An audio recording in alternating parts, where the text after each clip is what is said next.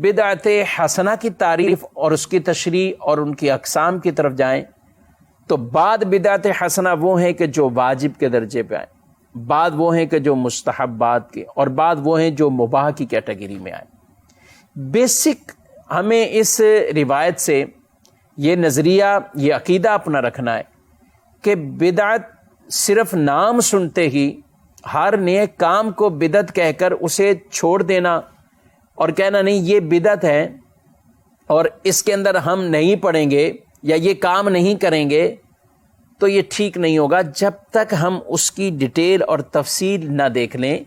کہ وہ بدعت حسنہ کے زمرے میں ہے یا بدعت سیئہ کے زمرے میں۔ بدعت حسنہ کے زمرے میں اگر کوئی کام آتے ہیں اور اگر ہم دیکھیں تو اس کی بڑی اقسام بیان کی گئی کہ جو بدعت حسنہ کے اندر جن کی کیٹیگری ہے، قرآن پاک ہم سب پڑھتے ہیں،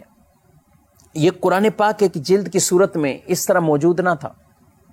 یعنی قرآن پورا منزل من اللہ اور محفوظ، لوگوں کے سینوں میں محفوظ، مختلف چیزوں پر لکھا ہوا، لیکن یکجا نہیں تھا ایک جگہ۔ حضرت سیدنا عمر فاروق رضی اللہ تعالیٰ عنہ، آپ نے نبی کریم صلی اللہ علیہ وسلم کے پردہ فرمانے کے بعد یعنی صدیق اکبر کا دور آیا کہ جس میں ایک غزوے کے اندر کئی حفاظ صحابہ شہید کیے گئے، تو آپ نے اس چیز کا خطرہ ظاہر حضرت ابوبکر صدیق رضی اللہ تعالیٰ عنہ سے کیا کہ کیوں نہ ہو کہ آپ قرآن کو ایک جگہ جمع کر دیں،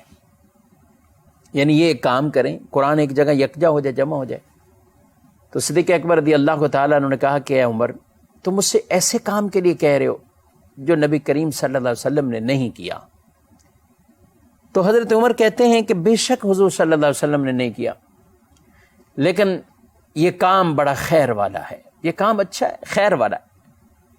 اب یہ وہ روایات ہیں جو صحیح روایات ہیں اور مستند اور معتبر احادیث کی کتابوں کے اندر موجود ہے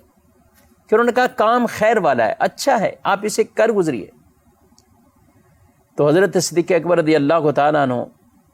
آپ پھر اس پر راضی ہوئے۔ کاتب وحی حضرت زید رضی اللہ تعالیٰ عنہ ان سے بات کی گئی، تو انہوں نے کہا کہ یہ آپ مجھے دونوں اصحاب کیا کہہ رہے ہیں، وہ کام جو رسول اللہ صلی اللہ علیہ وسلم نے نہیں کیا؟ کہا ہاں اگرچہ نہیں کیا لیکن کام اچھا ہے، کام بہتر ہے۔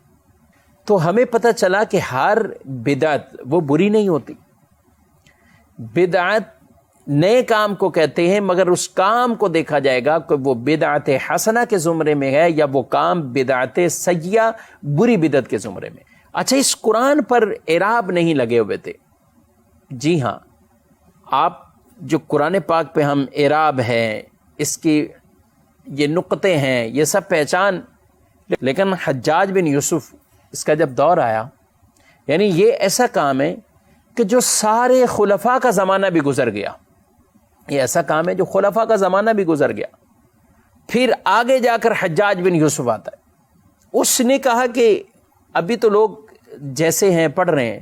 لیکن یہ قرآن عجم میں اور بھی زیادہ پھیلے گا، تو پھر کئی اکابرین کو اور بڑے بڑے جید علماء کو، وہ حضرت تابعین کا دور تھا، تو ان کو جمع کر کے باقاعدہ اس میں اعراب لگوائے گئے، قرآن پاک پر اعراب لگوائے، اور یہ حجاج بن یوسف نے کام کیا۔ مطلب کہنے کا یہ کہ یہ بھی نیکی کا کام ہے، بھلائی کا کام ہے، زمانہ رسالت سے بعد میں ہو رہا ہے، خلفائے راشدین کے زمانے سے بھی بعد میں ہو رہا ہے، بلکہ اس وقت صحابہ کرام علیہ رضوان کی تعداد بہت گنتی میں تھے، یعنی کم تھے، کافی زمانہ یہ وقت گزر چکا تھا جب حجاج بن یوسف نے قرآن پاک پر اعراب لگائے۔ تو اگر ہم اس کی مثالیں لیتے ہیں تو کئی ایسی مثالیں ہیں کہ جو بدعت حسنہ کے زمرے میں آتی ہیں۔ تو لہذا یہ دلیل یا یہ بات کہنا جو کام رسول اللہ صلی اللہ علیہ وسلم کے زمانے میں نہیں آیا وہ ساری بدعت اور اس کو چھوڑ دیا جائے، تو یہ درست نہیں ہے۔ اس کام کو دیکھا جائے گا وہ کام کیا ہے۔